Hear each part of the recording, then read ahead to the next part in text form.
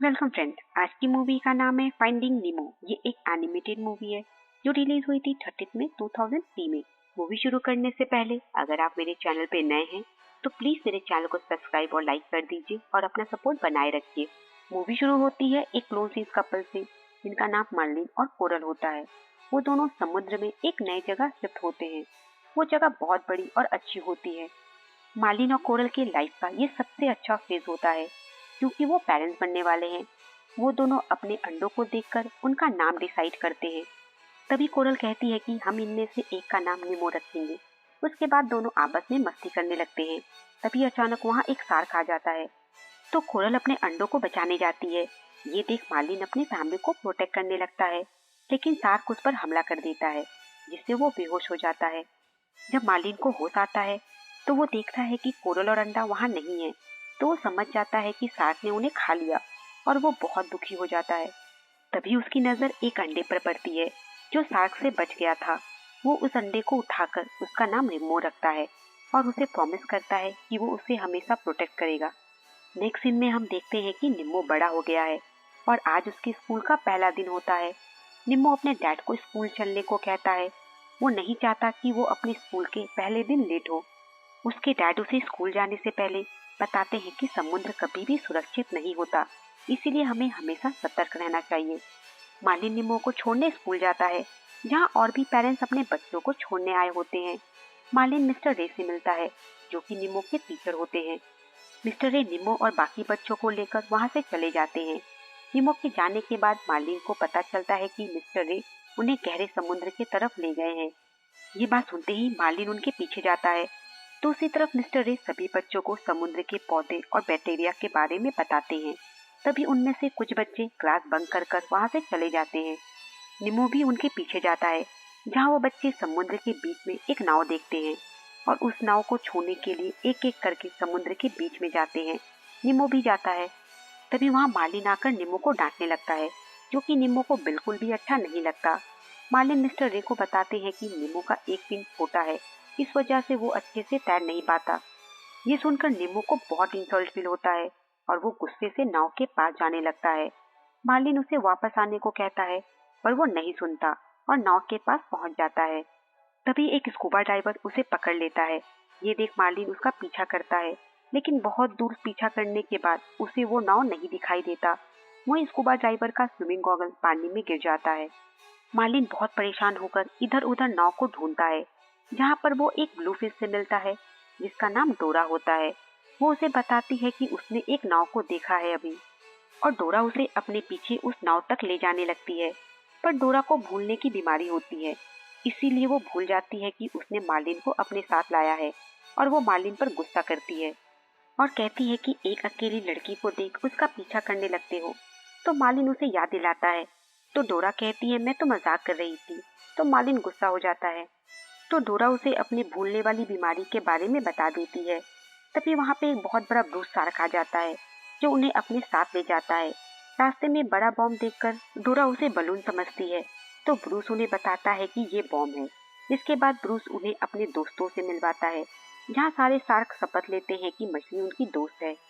तभी मार्लिन की नजर उस स्विमिंग गॉगल पर पड़ती है तो वो दोनों उसे उठाने जाते हैं जिसमें कुछ लिखा था और उसे पढ़ाने डोरा शार्क के पास जाती है। तो मार्लिन उसे रोकता है और उसी दौरान डोरा को चोट लग जाती है और उसके नाक से खून निकल जाता है जिसके स्मेल से शार्क ब्रूस खतरनाक हो जाता है और उन्हें खाने के लिए उनके पीछे पड़ जाता है। यहाँ शार्क के दोस्त उसे बहुत मुश्किल से रोकते हैं और उसे उसकी शपथ याद दिलाते हैं। यहाँ हमें पता चलता है कि डोरा पड़ सकती है पर वो भूल गई थी। तभी वहाँ एक बॉम्ब ब्लास्ट होता है। दूसरी तरफ हम निमो को देखते हैं जो कि एक डेंटिस्ट के एक्वेरियम में होता है और वहाँ और भी मछलियाँ होती हैं जिन्हें देखकर निमो डर जाता है और रोते हुए अपने घर जाने को कहता है। निमो सबको बताता है कि वो समुद्र से आया है। तभी खिड़की पर एक बेलिकन आता है जिसका नाम निजल होता है जो कि उन मछलियों का दोस्त होता है। वो मछलियाँ उसे निमो से मिलवाती हैं और उसे बताती है कि ये समुद्र से आया है। तभी डेंटिस्ट निजल को भगा देता है। वहीं निमो को पता चलता है कि नेक्स्ट वीक डाला आने वाली है जो कि डेंटिस्ट की भतीजी है। वो उसे ले जाएगी। डाला मछलियों के साथ अच्छा बिहेव नहीं करती। ये सुनकर निमो डर जाता है और तभी निमो एक पाइप में फंस जाता है तो वो सभी से हेल्प मांगता है उसे बाहर निकालने में, पर गिलफिश सबको मना कर देती है और निमो को खुद से बाहर निकलने को कहती है। तो निमो कहता है कि उसका एक फिन छोटा है, तो गिलफिश उसे अपना फिन दिखाती है, जिसे देख निमो उदास हो जाता है। गिलफिश उसे मोटिवेट करती है उसे खुद से बाहर निकलने में, और निमो कोशिश कर कर पाइप से निकल जाता है। वहीं मार्लिन और डोरा से गॉगल छूट जाता है, जिसे लेने वो पानी के नीचे जाते हैं, जहाँ बहुत अंधेरा होता है। तभी उन्हें एक रोशनी नजर आती है और वो उसके पीछे जाते हैं, पर वो फंस जाते हैं क्योंकि वो जिस रोशनी के पीछे जा रहे थे वो रोशनी एक एंगलर फिश का होता है, जो उन्हें मारने के लिए उनके पीछे दौड़ता है। डोरा उसके लाइट के हेल्प से गॉगल पे लिखे एड्रेस को पढ़ लेती है और बार बार उसे रटती है कि वो भूल न जाए। वो दोनों बचकर ऊपर आ जाते हैं। दूसरी तरफ गिलफिश निमो को एक्वेरियम से बाहर निकालने का प्लान बनाता है। वो प्लान बनाता है कि निमो टैंक के फिल्टर में जाकर एक कंकड़ रखकर फिल्टर को बंद कर देगा, जिससे कि टैंक का पानी खराब हो जाएगा और उसे साफ करने के लिए डेंटिस्ट हमें एक्वेरियम से बाहर निकालेगा। तभी हम लुढ़क कर खिड़की से समुद्र में चले जाएंगे। वहीं मार्लिन डोरा को अपने साथ आगे चलने से मना करता है क्योंकि उसे भूलने की बीमारी होती है। तभी वहाँ मूनफिश की एक झुंड आ जाती है, जिससे मार्लिन हेल्प मांगता है, पर वो मूनफिश मार्लिन की एक भी बात नहीं सुनते। तभी डोरा उनसे सिडनी तक जाने का रास्ता पूछती है, तो वो डोरा को रास्ता बता देते हैं। मार्लिन उनकी पूरी बात सुने बिना वहाँ से चला जाता है। मूनफिश डोरा से कहते हैं कि अगर उन्हें पत्थर के बीच रास्ता दिखे तो वो बीच के रास्ते से जाएं, ऊपर से नहीं। जब मार्लिन और डोरा पत्थर वाले रास्ते के पास पहुँचते हैं तो डोरा मूनफिश की बातें भूल जाती है, पर फिर भी डोरा मार्लिन को बीच के रास्ते से जाने को कहती है, लेकिन मार्लिन उसे ऊपर के रास्ते से ले जाता है। ऊपर जाने पर उन्हें बहुत सारे जेलफिश दिखते हैं। दोनों उनके डंकों से बचकर निकलने की कोशिश करते हैं, पर डंक लगने से वो दोनों बेहोश हो जाते हैं। दूसरी तरफ निमो फिल्टर पर कंकड़ लगाकर फैन रोक देता है और बाहर आने लगता है, लेकिन तभी कंकड़ हट जाता है और फैन फिर से स्टार्ट हो जाता है, जिससे निमो फैन की तरफ जाने लगता है, पर गिलफिश उसे किसी तरह से बचा लेता है और निमो से माफी मांगता है उसे मुसीबत में डालने के लिए। निमो की उम्मीद टूट जाती है। वहीं जब मार्लिन को होश आता है तो वो एक कछुए के ऊपर होता है, जिसका नाम क्रश होता है, और उनका ग्रुप ईस्ट ऑस्ट्रेलिया से होकर सिडनी की तरफ जा रहा था। यहाँ डोरा भी सेफ होती है। मार्लिन उनके बच्चों को अपनी कहानी बताता है और ये भी बताता है कि वो अपने बेटे निमो को ढूंढने निकला है। उन कछुओं के थ्रू मार्लिन की कहानी पूरे समुद्र में फैल जाती है और ये बात नीजल तक पहुंच जाती है। वो जल्दी जाकर ये बात निमो को बताता है कि उसके डैड उसे ढूंढ रहे हैं। ये सुनकर निमो बहुत खुश हो जाता है और उसे हिम्मत मिलती है और वो एक कंकड़ ले जाकर फैन में लगा देता है, जिससे वाटर टैंक का पानी खराब हो जाता है। वहीं क्रश मार्लिन और डोरा को सिडनी के पास छोड़ देता है, जहाँ एक बहुत बड़ी मछली उन्हें निकल जाती है और कुछ देर बाद उन्हें बाहर भी निकाल देती है। जब वो बाहर निकलते हैं तो वो सिडनी पहुंच चुके होते हैं। दूसरी तरफ डेंटिस्ट बिना मछलियों को निकाले एक्वेरियम साफ कर देता है। एक नया फिल्टर लगाकर वो सिर्फ निमो को बाहर निकालता है और उसे एक प्लास्टिक में रख देता है डाला को देने के लिए। वहीं मार्लिन और डोरा को देख नीजल वहां आता है और उन दोनों को बाहर निकालता है। मार्लिन उसे कहता है कि वो अपने बेटे निमो को ढूंढ रहा है।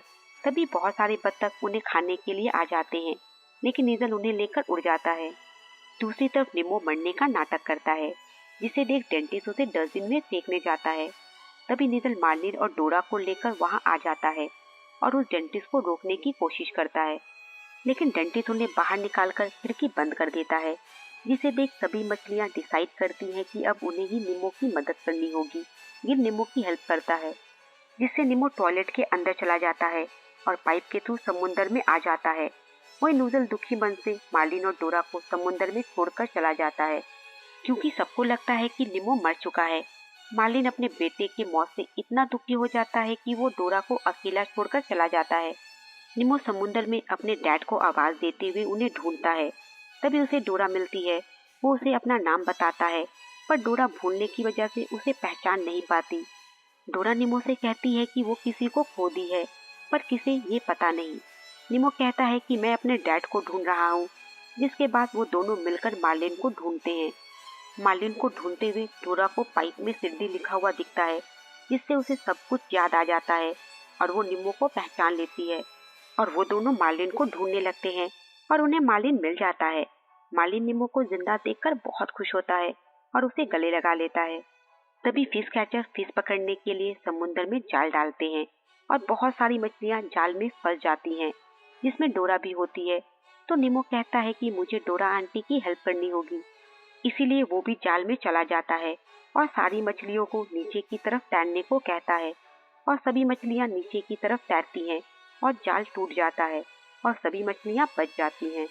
मार्लिन निमो और डोरा को लेकर घर वापस आ जाता है और सब कुछ पहले की तरह नॉर्मल हो जाता है। अब डोरा मार्लिन और निमो की फैमिली बनकर उनके साथ रहने लगती है और हमेशा की तरह मिस्टर ए सभी बच्चों को लेकर अपने साथ स्कूल चले जाते हैं और ये मूवी यहीं खत्म हो जाती है।